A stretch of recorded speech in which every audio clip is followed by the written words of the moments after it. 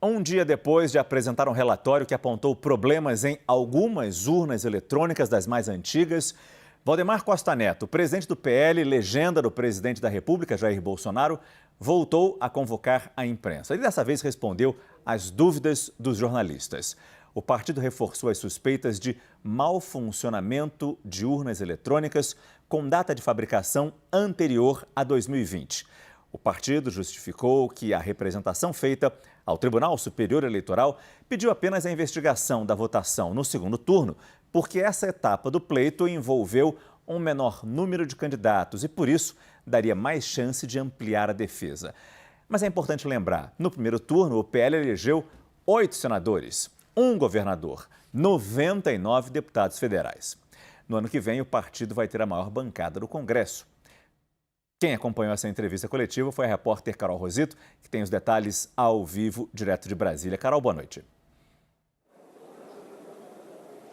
Oi, Márcio. Boa noite para você. Boa noite a todos. Olha só, dessa vez, então, o presidente do PL, Valdemar Costa Neto, foi acompanhado de vários parlamentares da bancada, ex-ministros também do governo Bolsonaro e também do próprio advogado que foi contratado para realizar essa auditoria, Marcelo Bessa. Valdemar voltou a explicar, então, que esse relatório, segundo ele, teria identificado ali supostas irregularidades, inconsistências em algumas urnas específicas, 5 modelos exatamente, em urnas eletrônicas fabricadas até 2020, ou seja, manteve aquela posição que a gente acompanhou ontem de pedir a anulação em parte dessas urnas. Ele também disse que a intenção do partido não é tumultuar o processo ou pedir uma nova votação, uma nova eleição, que isso está dado, mas quer que, de fato, o Tribunal Superior Eleitoral analise esse relatório, essa auditoria feita pelo partido, que, segundo ele explicou também, está dentro da lei, as entidades fiscalizadoras têm o direito de apontar indícios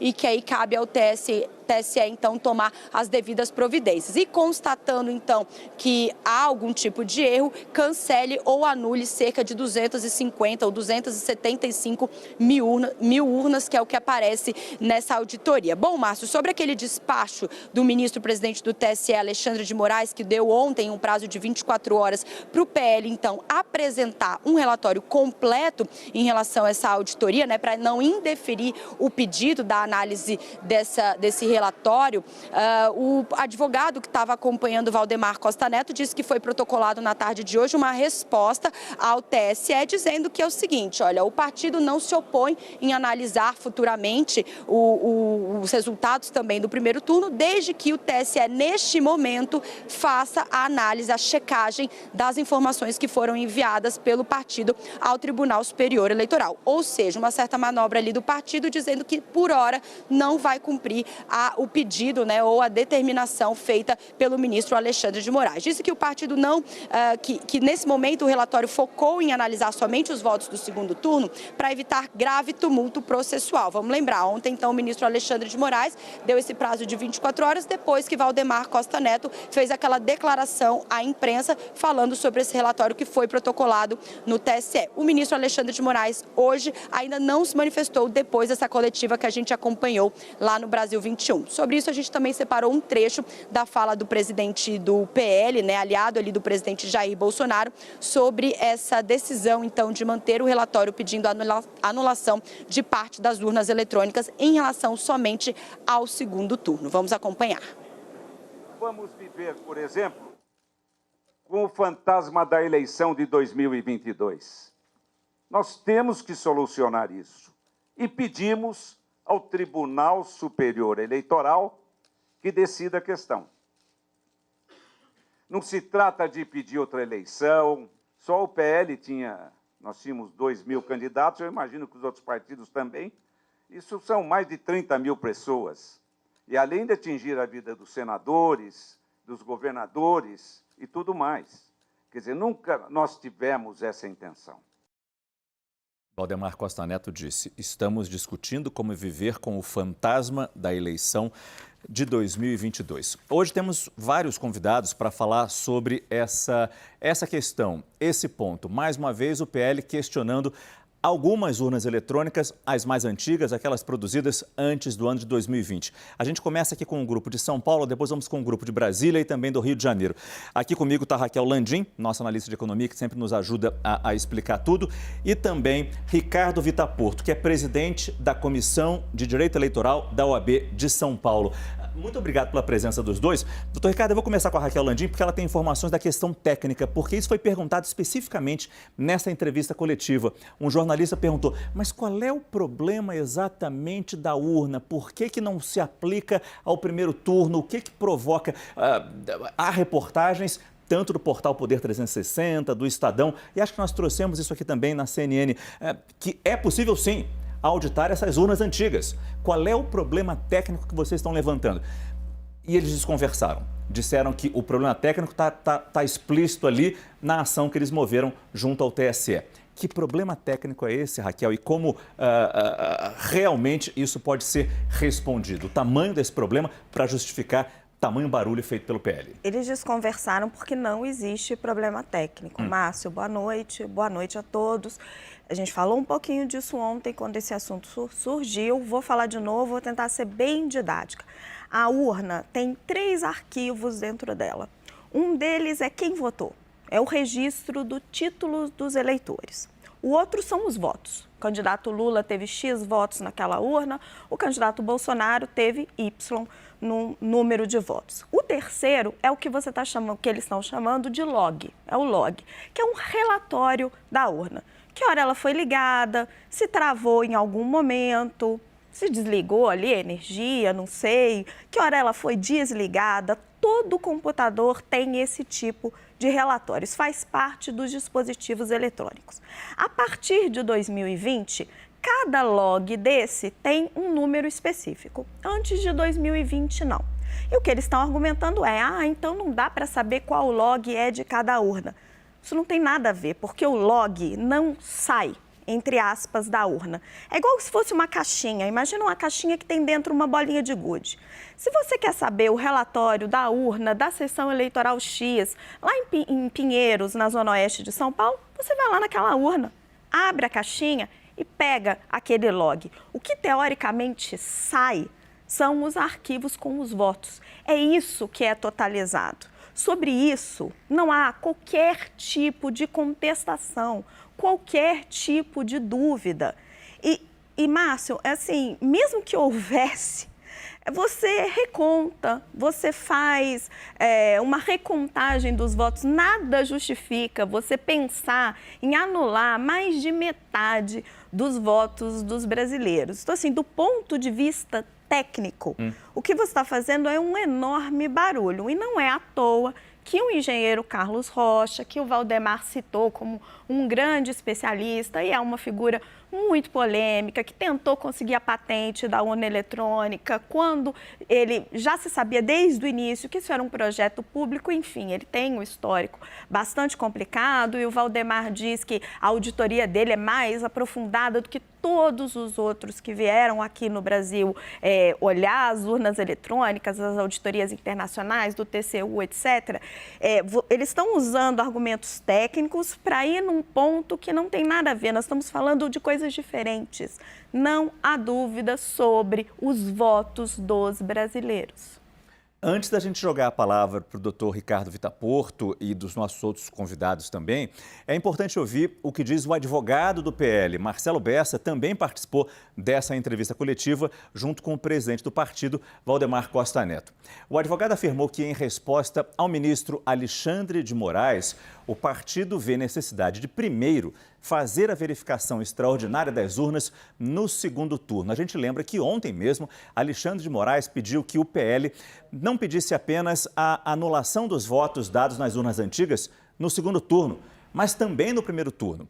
O advogado ressaltou que a equipe técnica responsável pelo relatório feito nas urnas reafirmou a conclusão de um suposto mau funcionamento das urnas eletrônicas. Fizemos a opção de pedir a verificação extraordinária no segundo turno, até porque entendemos que pela transparência, pela necessidade do devido processo legal e da ampla defesa de todos os envolvidos, seria impossível fazer com que todas as pessoas eventualmente atingidas por uma decisão do TSE viessem aos autos e se manifestassem. Então, como essa questão pode ser inicialmente resolvida sob o ponto de vista do segundo turno das eleições, nós pedimos que, nesse primeiro momento, fosse feita a verificação extraordinária no segundo turno das eleições. Constatada, eventualmente, que efetivamente esses erros existem, e esses erros não há mais nenhum tipo de contestação por parte de nenhum especialista. O erro existe. O que se contesta são as consequências desse erro no log. Se esse erro pode potencializar ou impedir a certificação do resultado das urnas. E volto a repetir, a nossa assessoria técnica hoje ratificou que isso impede, sim, a certificação do resultado extraído dessas urnas. Doutor Ricardo Vitaporto, como é que o senhor analisa essas falas do advogado, mas, na verdade, toda essa situação que o PL cria com relação às urnas eletrônicas? Um modelo específico e num espaço de tempo específico, apenas no segundo turno de uma votação. Boa noite. Boa noite, Márcio. Um prazer aqui participar com vocês. A gente precisa lembrar que nós tivemos 4 anos um presidente da República contestando as urnas eletrônicas, colocando em xeque, colocando em dúvida a segurança do nosso processo eletrônico brasileiro, que já tem 25 anos, uma história de sucesso. E nunca apresentou prova. Houve, sim, sempre a cobrança da imprensa, a própria cobrança do Tribunal Superior Eleitoral, dizendo o seguinte: olha, me apresente alguns indícios de falha, de erro. Isso nunca foi apresentado. É a primeira vez que isso acontece. O próprio Tribunal Superior Eleitoral criou uma resolução que ele alargou as entidades fiscalizadoras do processo eletrônico brasileiro, né? Antigamente era só a OAB, o Ministério Público, os partidos políticos. O ministro Barroso, enquanto esteve na presidência do TSE, para dar mais legitimidade ao nosso processo eleitoral, chamou todas as outras entidades da organização da sociedade civil que pudessem contribuir, inclusive até o Exército, que foi muito questionado, que o Exército tinha a ver com a apuração de eleição. A partir dessa resolução, foi permitido essa chamada verificação extraordinária, né? Se, naquele momento anterior à eleição, não foi trazido nenhum dado concreto, agora, bem ou mal, há um parecer técnico, né? Há alguma informação que aponta um erro. Se esse erro realmente aconteceu ou não, cumpre agora a Justiça Eleitoral dar uma resposta técnica. Como a Raquel muito bem falou, pode ser que as urnas anteriores a 2020, porque até para explicar, existem vários modelos de urna eletrônica que trabalham simultaneamente na eleição. Tem modelo de 2009, 2010, 11, 13, 15. O que se aponta é que o log, a identificação dessas urnas anteriores a 2020, não correspondem ao número divulgado pelo Tribunal Superior Eleitoral, que inclusive foi a primeira vez, até numa atitude de transparência, a primeira vez que o Tribunal Superior Eleitoral ele divulga o log individualizado de cada uma dessas urnas. Pode ser que haja esse equívoco técnico, pode ser que haja uma falha, não há dúvida que isso pode acontecer. Agora, de que forma isso impactou na eleição?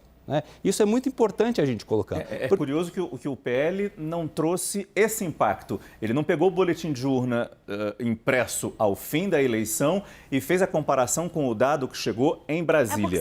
São coisas diferentes, Márcio. Era o que eu estava explicando, né, professor? O log, o relatório do funcionamento da urna é uma coisa, é um arquivo. Os votos são outro arquivo.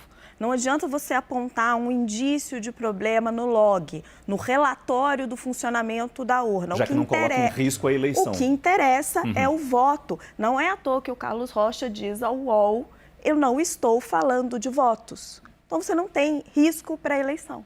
Márcio, existe um princípio jurídico que serve para qualquer tipo de processo. E aqui nós estamos também na arena jurídica, né?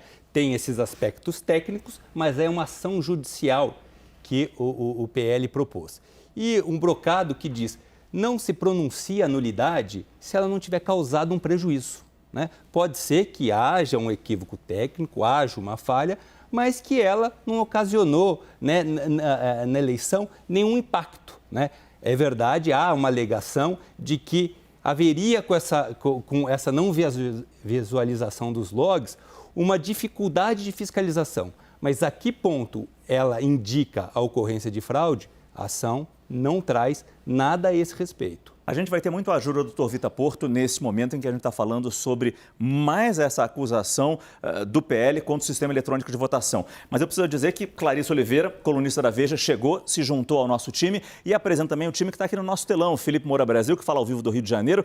Denis Rosenfield, que está lá no nosso estúdio em Brasília. Ele que é colunista do Estadão. E a nossa querida Thaís Arbex, que sempre participa com a gente aqui do nosso CNN Prime Time. Jogar um pouco a conversa para esse lado, para depois voltar ali para o Dr. Vitor Porto e, claro, a própria Clarissa. Começo com você, Thaís. Como é que você viu essa nova fala, essas novas falas dos representantes do PL, tanto do presidente do partido quanto do advogado? Aparentemente, nenhum avanço em relação ao que foi tratado ontem, mesmo numa entrevista coletiva. Boa noite, Márcio, e a todos que estão aqui com a gente.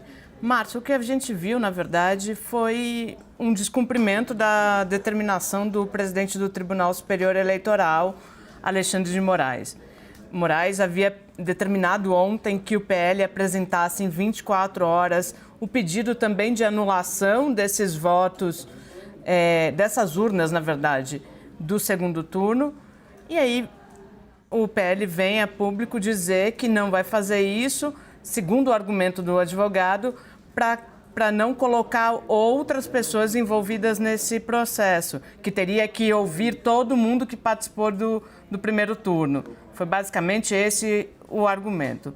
O fato é que durante essa coletiva, nem Valdemar da Costa Neto, nem o advogado Marcelo Bessa conseguiram responder às perguntas.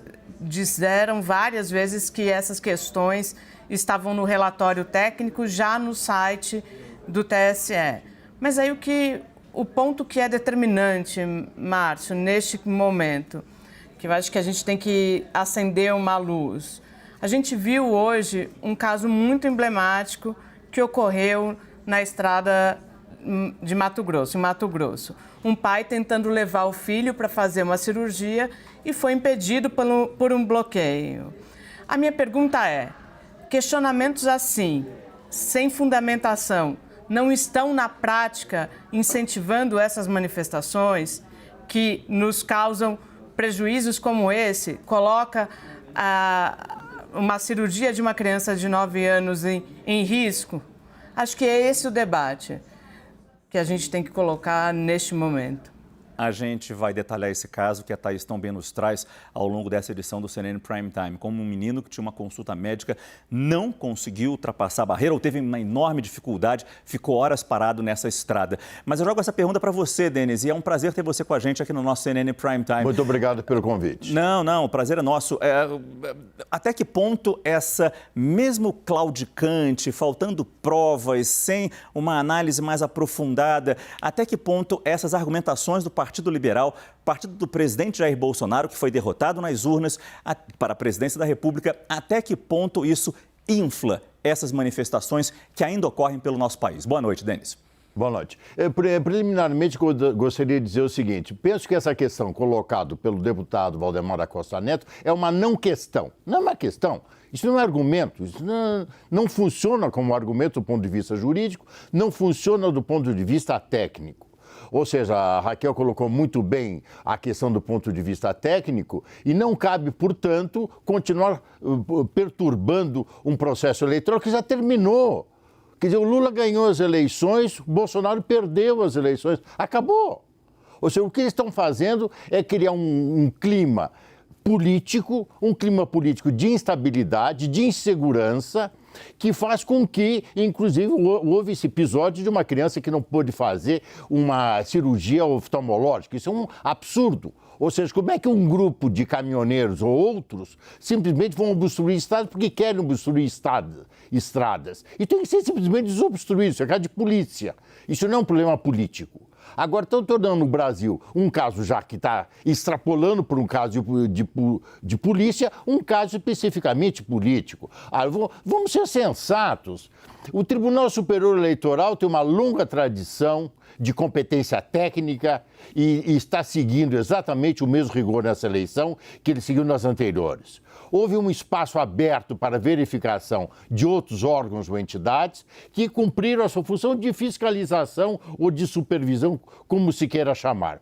O Exército, em particular, e as Forças Armadas atestaram que não houve fraude nenhuma, que era o recurso do presidente Bolsonaro. O TSU não atestou nenhum tipo de fraude e nem a demanda do PFL atesta uma fraude.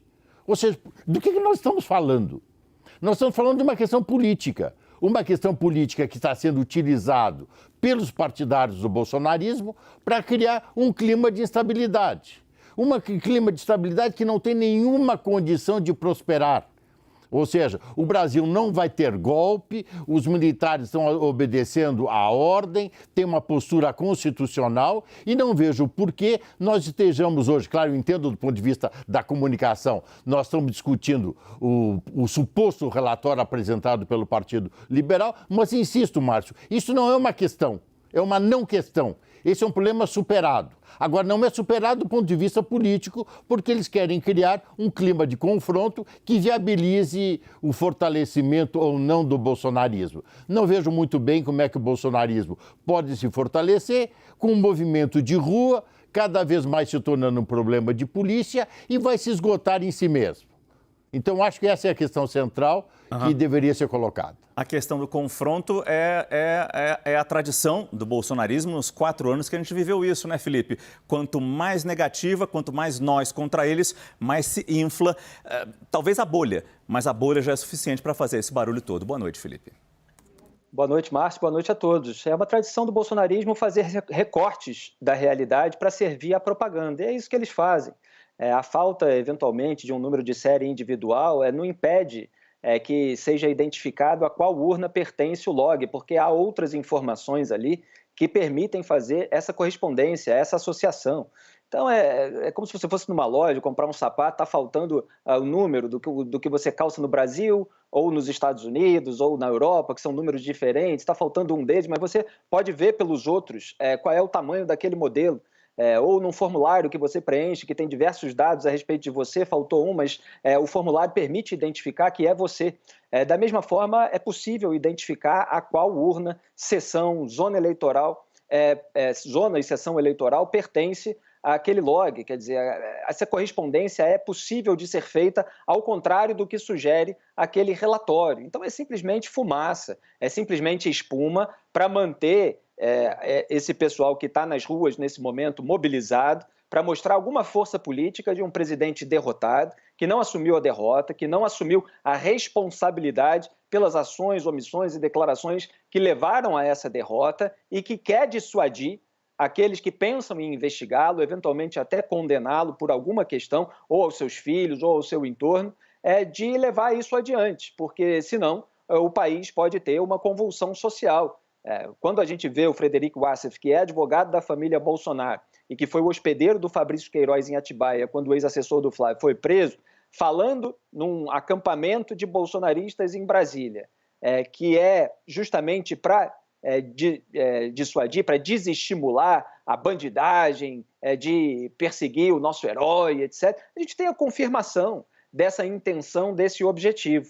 Então você cria ali, por meio do nada, de uma alegação pretensamente técnica, eles não contestam, inclusive, aquilo que está sendo dito por todos os especialistas, de que nada disso é suficiente para deslegitimar a votação que houve na urna, e o Valdemar da Costa Neto joga esse problema para o Tribunal Superior Eleitoral, porque ele quer agradar a base bolsonarista do partido, não é a única, tem outros ali, são 99 deputados federais eleitos, a maior bancada, isso rende para ele uma fortuna de fundos públicos, fundo partidário, fundo eleitoral, tem 40 ali que topam negociar com o governo Lula, mas tem muitos bolsonaristas. Então o Bolsonaro faz pressão em cima dele, outros bolsonaristas fazem pressão e ele faz esse jogo duplo. Então ele vai lá na coletiva e diz, olha, isso aqui não exprime a opinião do PL. O principal advogado do partido não assina, o autor do estudo técnico diz que não falou de votos, mas ele joga a batata quente para o TSE para falar para o bolsonarismo daquele partido, assim, olha, eu fiz aqui o que era possível fazer, agora me tirem dessa.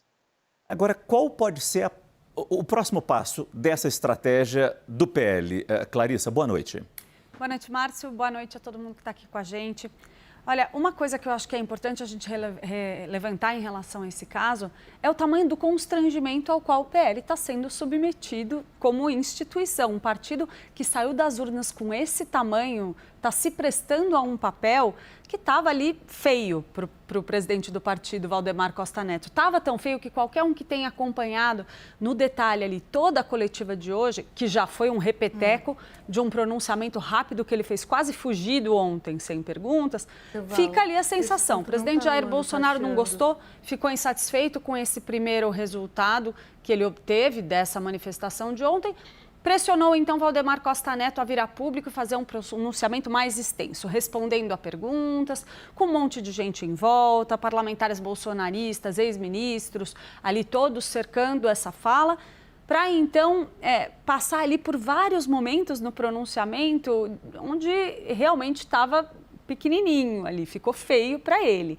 Eu vou citar um exemplo em que ele começa a explicar o motivo da surpresa de esse problema técnico ter surgido só agora, quando a gente está falando de urnas eletrônicas que, inclusive, serviram para eleger o presidente Jair Bolsonaro, né? E o motivo disso é que essa tal consultoria, segundo Valdemar Costa Neto, tem uma qualificação técnica muito grande e, no segundo turno, a empresa, segundo Valdemar, teria resolvido aumentar o efetivo que participou desse processo, o que já é estranho por si só, porque é um volume de informações infinitamente menor para ser processado, mas, segundo Valdemar Costa Neto, a empresa aumentou a quantidade de pessoas que trabalharam no segundo turno, por isso identificou o problema só no segundo turno. E aí ele fala sobre como a empresa conseguiu, nessa fase, trazer o gênio de Uberlândia. A gente imagina aí que ele está falando de Carlos Rocha e tal, e como, de repente, se descobriu algo sobre urnas que estão em atividade há vários anos, que só se notou agora. E isso tudo foi por acaso, porque não é interesse do PL contestar o resultado da eleição. Então, acho que o primeiro passo do PL nesse momento é, de fato, se esconder um pouquinho para tentar aliviar um pouco esse clima de constrangimento que o partido, com o tamanho que obteve nas urnas nessa eleição, está saindo. Esse primeiro passo. Mas o presidente Jair Bolsonaro está dando sinais de que não quer deixar esse assunto esfriar. Apareceu hoje no Palácio do Planalto para tentar dar uma dimensão maior para esse assunto no dia em que ele, ao que tudo indica, fez questão de pressionar o presidente do seu partido a ir lá e falar um pouco mais sobre esse tema, porque o primeiro dia não o satisfez. A gente vai mostrar daqui a pouco esse retorno do presidente Jair Bolsonaro ao seu local de trabalho, no final das contas, que é o Palácio do Planalto. Mas antes, doutor Vitor Porto, faz sentido você entrar com uma ação como essa, como o PL está fazendo desde ontem, contra apenas essa parte das urnas eletrônicas usadas num segundo turno de votação? Até que ponto o pedido de Alexandre de Moraes faz perfeito sentido, já que as urnas foram usadas também num primeiro turno, e até que ponto a negação desse pedido, dessa verificação feita pelo PL, seria o natural a se fazer? Ou vai ter espaço ainda para novos questionamentos legais, jurídicos? A lei permite isso ainda? Márcio, eu acho que o primeiro ponto que a gente tem que esclarecer é que o pedido do PL não aponta a ocorrência de fraude, ele aponta a ocorrência de uma falha, né, de uma falha técnica. E como eu coloquei, a gente vai precisar verificar se ela teve alguma consequência ou não. O pedido do PL, o principal pedido ali, é que se faça uma auditoria, que se chamem outros técnicos, comandadas pela Justiça Eleitoral, para verificar esse erro realmente aconteceu, essa falha tem algum impacto no resultado da eleição e, se tiver, aí o pedido final é para que seja anulada as eleições. O ministro Alexandre, como você muito bem colocou, ontem à noite, já poucos minutos depois de apresentada a ação, deu uma decisão para que o PL justificasse o porquê esse pedido final é de anulação só do segundo turno e não da eleição como um todo. A explicação do PL, muito embora não ficou muito bem explicado na coletiva de imprensa hoje, mas lendo a petição, eu tomei esse cuidado de ler o pedido que foi protocolado no processo, e esse pedido explica o seguinte: para você pedir essa auditoria especial, você precisa incluir nessa ação quem participou do pleito eleitoral. Quem participou da eleição em segundo turno foi apenas o candidato Bolsonaro e o candidato Lula, que está incluído na ação para fazer parte desse processo. A justificativa do PL é que não há o pedido em relação ao primeiro turno, porque ele estaria obrigado a chamar para participar do processo todos os milhares de candidatos que disputaram a eleição em primeiro turno. Mas ele admite, no final, que caso a falha realmente tenha acontecido e tenha impactado no resultado da eleição, que aí, evidentemente, há necessidade de anulação do pleito geral como um todo. Não só para presidente da República, para governador, senador e deputados. Mas só falando um pouquinho disso, não faz sentido nenhum, né? Não. Porque assim, se houve uma falha, se houve, a gente está discutindo aqui, debatendo e trazendo os dados para mostrar que não houve. Mas se houve uma falha, teria que estar para o primeiro turno, para o segundo turno. E é isso que o TSE diz ao PL. Você quer emendar o seu pedido? Está em tempo. E aí eles estão argumentando o seguinte, que foi o que o professor colocou. Não, vai ser muito complicado. Olha só, vai envolver tanta gente. Não vamos fazer isso não. Se a gente achar algum problema lá na frente, aí a gente envolve isso tudo. A gente envolve todo mundo. Não é jurídica, absolutamente, essa questão, né, Clarissa? Ela é política, né? O ministro Alexandre de Moraes quis dar um checkmate no PL e repare que o Valdemar ressalta várias vezes que eles sequer fizeram a tal conta, a tal verificação do primeiro turno, se houve ou não problema no primeiro turno. Ele fala, olhamos só para o segundo turno. Ele quer dar um checkmate no PL e falar, então, vem cá, você quer que a gente confere tudo? Todos os deputados que você conseguiu, as 99 cadeiras, todos os seus senadores? Obviamente que não. Não, e aí fica... Vai, Clarissa. Porque dá muito trabalho. O argumento é, olha, não, aí vai ser muito trabalhoso, vai envolver tanta gente, a gente não quer criar esse transtorno para o TSE. É uma situação assim, a hora que a gente assiste, que vai ouvir todas essas pessoas sendo colocadas ali por eles, é tão fraco, tão frágil a argumentação que fica beira o ridículo mesmo, né? A gente tem mais um trecho de uma fala do Valdemar Costa Neto, quando ele é questionado sobre a participação do presidente Jair Bolsonaro nesse relatório, nesse movimento de questionar as urnas eletrônicas. A gente vai mostrar daqui a pouco. Porque antes, Felipe, você quer falar um pouquinho, né? Eu só queria complementar comentários sobre o nível de descaramento. Quer dizer, você fazer essa alegação, não, daria muito trabalho, realmente seria um grande tumulto processual. Então, olha, Tribunal Superior Eleitoral resolve só esse problema aqui do candidato nosso que perdeu. Os candidatos que ganharam, tudo bem, não vamos rever não, que vai dar muito trabalho. Agora, a eleição presidencial, em que Jair Bolsonaro perdeu para o Lula, aí sim a gente vai fazer aqui uma revisão bastante específica, bastante definida, com todo esse malabarismo, com todo esse contorcionismo, para não prejudicar a eleição de parlamentares bolsonaristas, a eleição de governadores bolsonaristas. Então, me dá essa ajudinha aqui. Quer dizer, é um nível de descaramento tamanho que, para cair nessa conversa, exige, assim, uma paixão e um fanatismo muito grande. Exatamente sobre esse candidato que foi derrotado, Jair Bolsonaro, que foi perguntado a Valdemar Costa Neto qual teria sido a participação do presidente Jair Bolsonaro na elaboração, na preparação desse relatório. Valdemar Costa Neto negou qualquer influência do presidente. Vamos ver. O grande problema é o seguinte, não há nada de trabalho do presidente disso aí. Nós temos isso na lei geral das eleições, uma resolução do TSE que fala isso, basta haver indícios. Aí os nossos técnicos identificaram esses indícios. E são muito sérios, porque são de um lado todo. E o nosso outro lado dá vitória para um. E o outro lado de lá dá vitória para outro. A vitória que dá para nós é onde estão as urnas corretas, que não são 10%, são 40% das urnas.